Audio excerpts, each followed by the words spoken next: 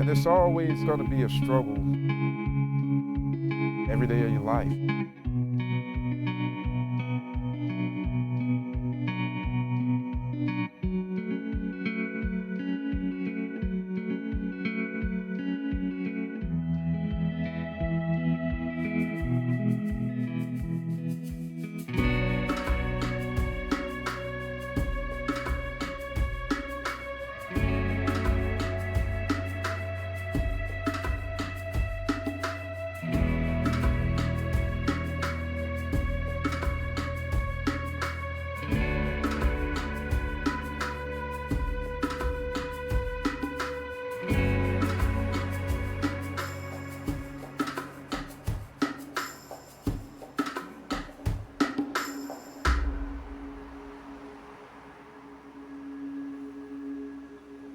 My childhood was okay, for the most part. I moved out here at the age of 5 with my father. My father would take me to the movie theaters downtown. I never knew anything about Skid Row until my later years.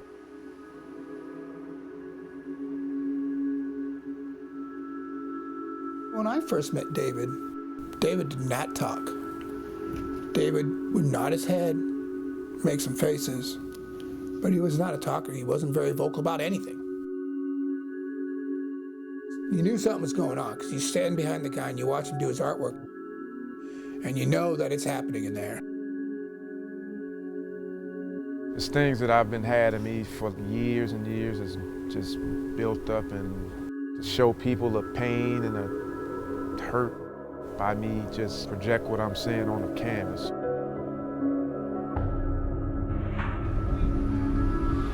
So this is the street where it all started at.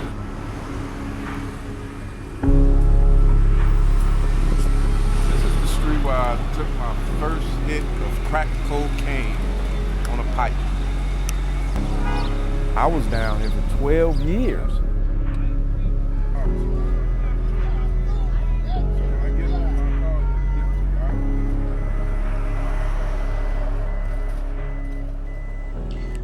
I was stuck in a dead place for 12 years of my life, looking for the next hit, being on the streets, going to prison on numerous occasions, eating out of dumpsters where the dead animals were placed. I decided to let God take control of my life, and so I hungered to be in a place where I knew that if I trusted in Him, He would see me through. My self-esteem was at an all-time low when I was homeless, so I would try to disappear into the crowd. I slept under the 6th Street Bridge for a few years to get away from the busy streets of Skid Row. Sleeping under the bridge amidst the rats and pigeons, I would call this place home. I sold everything, living off of a glass of water and a bag of donuts that I would get from the midnight mission. I knew that wasn't the end for me. The hunger to make a change for the better was coming. God was working on me and I didn't even know it. I had just took a hit and I blew the crack smoke in the police officer's face. Now that's,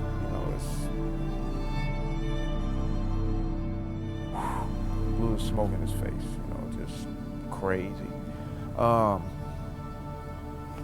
At that point, like maybe the next day, I decided to get into a program. So I left the crack pipe, a half-empty lighter, and a dirty, mangled up sheet. And that was in 2010.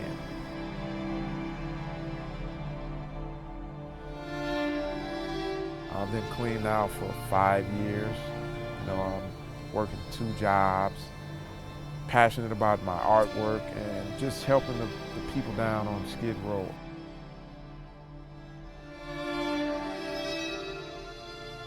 When we marginalize to the degree that we are now, we're creating a whole subcategory that's being dehumanized.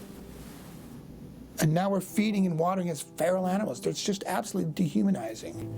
To live and have day-to-day functions in a tent on a sidewalk, as soon as people are scooted off to the side and herded into a corner, as they are in Skid Row, as soon as they are given a label, the homeless.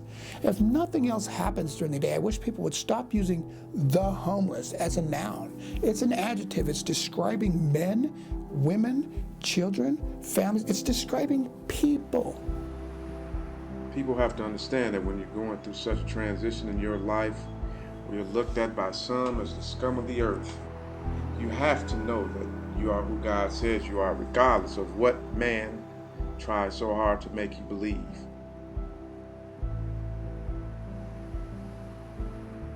If you're striving for something, you're hungry for that, you know. So hunger for self-respect, hunger for dignity, hunger for being treated fairly, hunger for change, hunger to better myself, hunger to conquer all the things that was holding me down, man. I'm still hungry. Makes it all worth it now, you know, that I went through that. Now I can come back and spread the love. Hunger on Skid Row just isn't about having a meal to eat, but how will you live to make your life work in a stressful situation? How to keep your head held high even when everyone talks down on you, to know that you are just as important as everybody else. So I say to you today, stop planning to die. Be grateful for where you are. Start planning to live. One day at a time. Look ahead. Move forward. Just keep going. Keep going.